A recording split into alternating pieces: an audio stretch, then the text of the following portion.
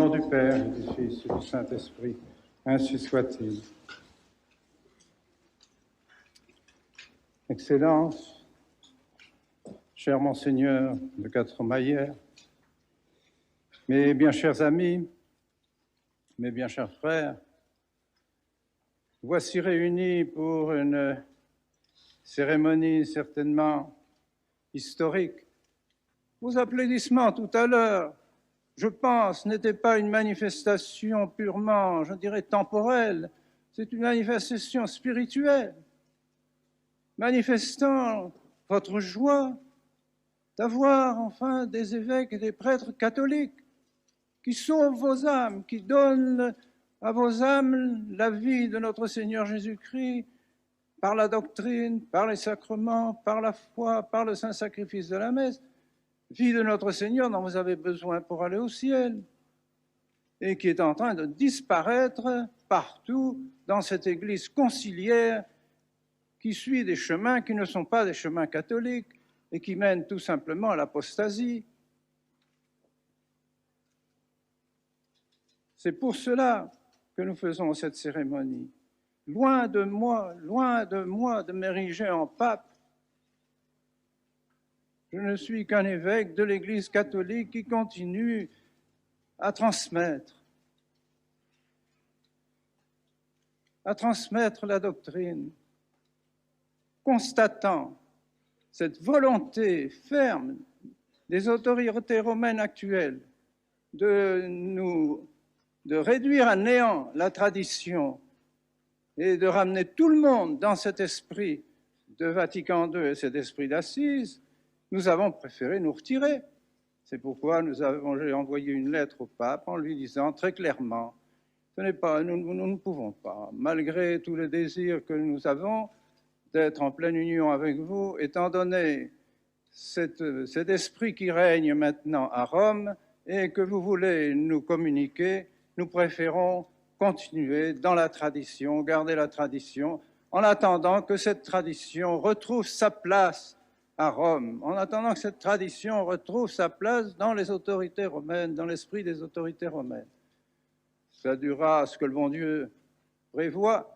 Ce n'est pas à moi à savoir quand la tradition retrouvera ses droits à Rome, mais je pense que c'est mon devoir de donner les moyens de faire ce que j'appellerais cette opération survie de la tradition.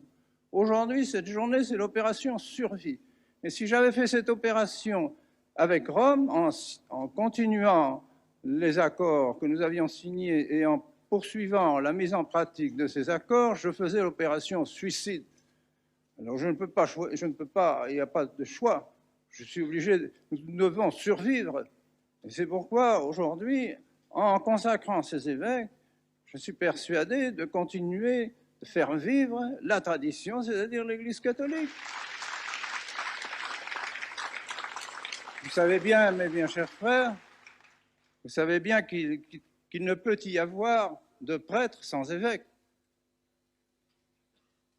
Tous ces séminaristes qui sont ici présents, si demain le bon Dieu me rappelle, et ce ne sera sans doute sans tarder, eh bien, ces séminaristes, de qui recevront-ils le sacrement de l'ordre?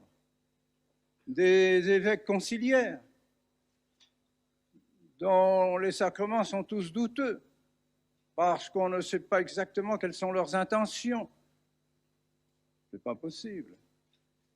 Or, quels sont les évêques qui ont gardé vraiment la tradition, qui ont gardé les sacrements tels que l'Église l'a donné pendant 20 siècles jusqu'au Concile Vatican II? Eh bien, c'est Monseigneur de Castro-Maillère et moi-même. Je n'en peux rien, mais c'est comme ça. Et donc, beaucoup de séminaristes se sont confiés à nous, ont senti qu'il y avait là la continuité de l'Église, la continuité de la tradition. Et donc, sont venus dans nos séminaires, malgré les difficultés qu'ils ont rencontrées, pour recevoir une véritable ordination sacerdotale et pour pouvoir offrir le vrai sacrifice du calvaire, le vrai sacrifice de la messe, et vous donner les vrais sacrements et la vraie doctrine, le vrai catéchisme Voilà le but de ces séminaires. Alors je ne puis pas, en conscience, laisser ces séminaristes orphelins, et je ne puis pas vous laisser, vous non plus, orphelins, en disparaissant sans rien faire pour l'avenir. Ce n'est pas possible. Ce serait contraire à mon devoir. Nous faisons un acte qui apparemment, et malheureusement, les médias ne nous aident pas dans ce sens, et parce que, évidemment, ils vont titrer sans doute des journaux, le schisme, les communications, n'est-ce pas, tant qu'ils pourront. Et pour nous, eh bien, nous sommes persuadés donc que toutes ces accusations dont nous sommes l'objet, toutes ces peines dont nous sommes l'objet sont nulles, absolument nulles. Et c'est pourquoi nous n'en tenons absolument aucun compte. De même que nous n'avons pas tenu compte de la suspense et que nous avons fini par être félicités par l'Église, et même par l'Église progressiste, eh bien, de même, dans quelques années, je ne sais pas, le bon Dieu seul connaît le nombre des années qu'il faudra, pour que le jour où la tradition retrouve ses droits à Rome, nous serons embrassés par les autorités romaines qui nous remercieront d'avoir maintenu la foi dans les séminaires, dans les familles, dans les cités, dans nos pays, dans nos couvents, dans nos maisons religieuses, pour la plus grande gloire du bon Dieu et pour le salut des âmes. Au nom du Père.